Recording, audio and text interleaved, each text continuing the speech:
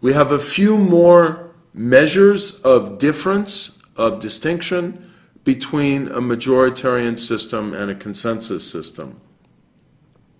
The crucial one, and perhaps the single most powerful determinant of the majoritarian versus consensus model, is the electoral system. And we're going to spend quite a lot of time in two subsequent lectures looking at, in somewhat greater detail, electoral system choices that countries face. But for now, let's consider, though it's an entirely inadequate representation of the complex and fascinating range of choices that countries face, the difference between a purely majoritarian electoral system, what's often called first past the post, and the proportional representation system in which everybody gets a share of seats in Parliament equivalent to their share of the vote. If everybody's getting a share of seats in Parliament equivalent to their share of the vote, and usually there's some kind of minimal electoral threshold that a party needs to get in order to qualify for that, then that's going to give rise to a lot of parties.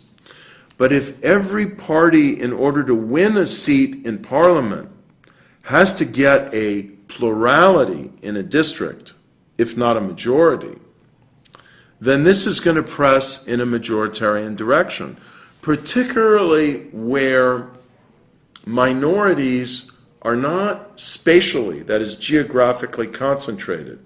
So let's say you have, as you do in Germany, a Green Party, a party that's very strongly pro-environment.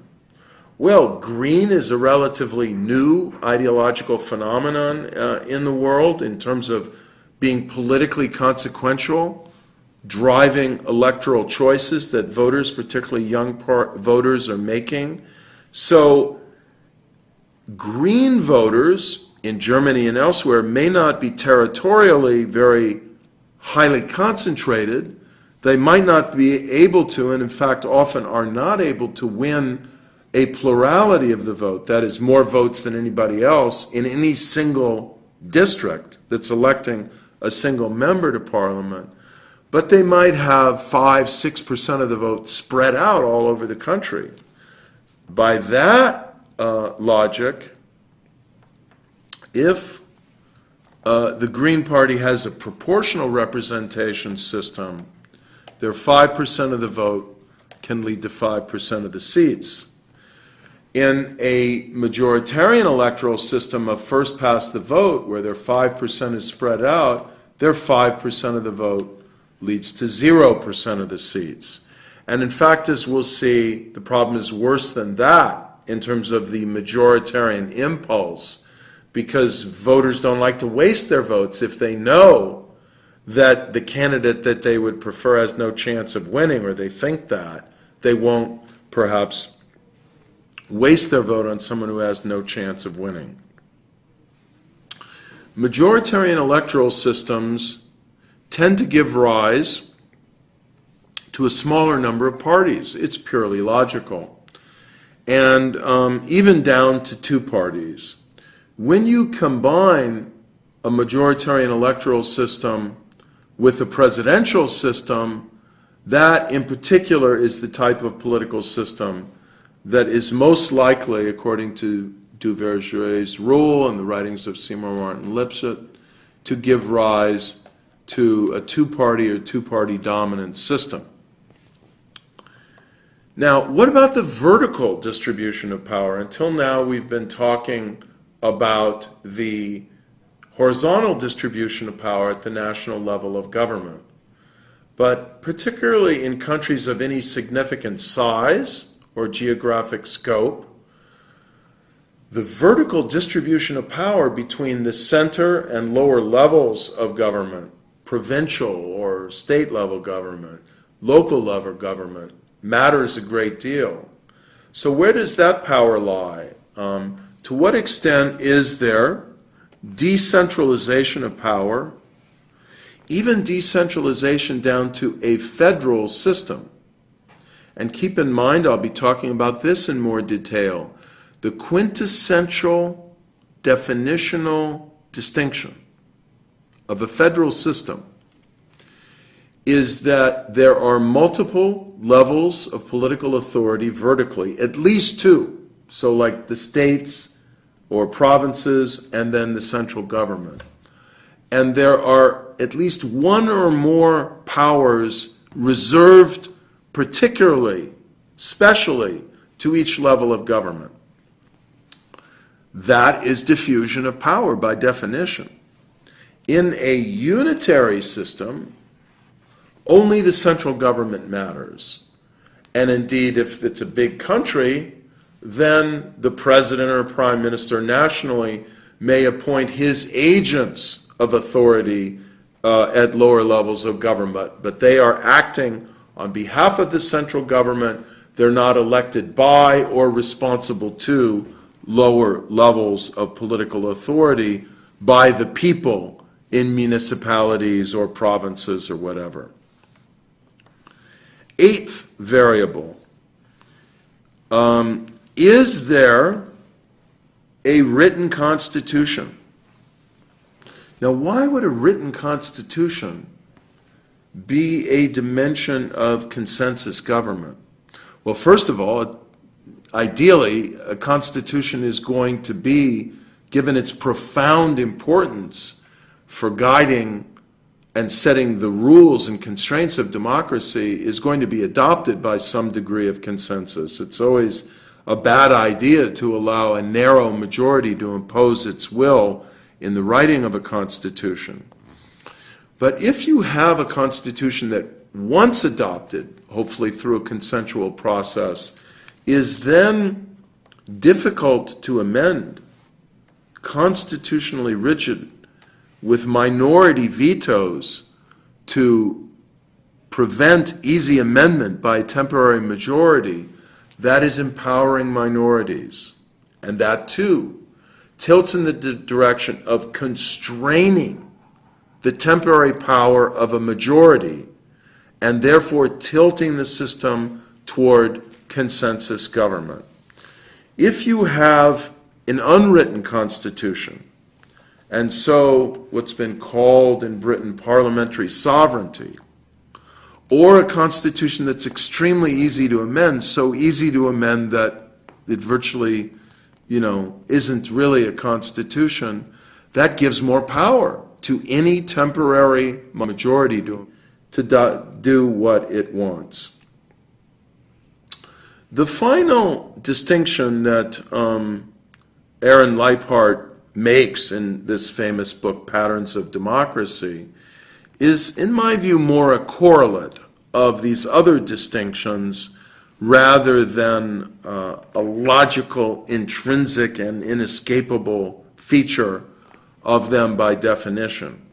But we find in the Western European, continental European models of consensus government, countries like Belgium, the Netherlands, much of Scandinavia, what's been called, although I think it's eroded in recent years, interest group corporatism. That is, you have strong interest groups because you have interest group associations that are recognized by the state as having kind of a designated, almost legal right to represent the whole sector. And this creates very strong interest groups that ally with particular parties, perhaps, and become consequential actors that also enter distinct interests into the political process as powerful players. Where you have what's called interest group pluralism, much more the pattern in the United States, you have a very different situation where these interest groups, and of course the classic interest group is a trade union, but also industrial associations and so on, are weaker because they don't have this monopoly power, if you will, or clear organic representative power conferred on them by law. Now, if we sum all this up, we have an interesting relationship between the choice between presidential and parliamentary government on the one hand and the choice of electoral system on the other. And this is an extremely powerful insight that Aaron Leipart has come to in his book, Patterns of Democracy, that helps us to understand the range of possibilities between highly majoritarian government and highly consensual government, and the irony about institutional choice. The irony is this: the most consensual form of government is a parliamentary system wedded to proportional representation, because that's the type of government that gives rise to the need for broad coalitions in order to rule. And the more proportional the electoral system, the more likely there are to be a large number of relevant parties, and then the wider the coalition that's needed, the stronger the consensus, the more constraint on the power of any one party. So parliamentary rule combined with proportional representation gives rise to a highly consensual model. And yet the most majoritarian model is also a parliamentary model.